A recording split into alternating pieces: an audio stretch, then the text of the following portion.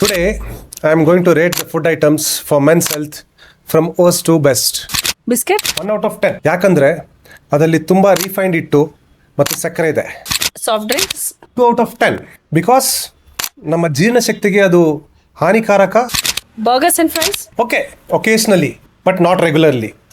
So 3 out of 10. Processed meat 4 out of 10. ತುಂಬಾ process meet ಹೆಲ್ತ್ಗೆ ಅಷ್ಟೊಂದು ಒಳ್ಳೇದಲ್ಲ.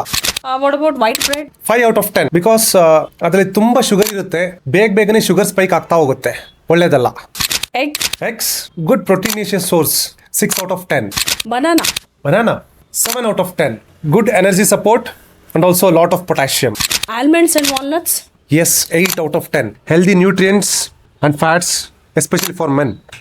Fish 9 out of 10. Good for heart and also good for circulation. Circulation andre, it includes men's health also.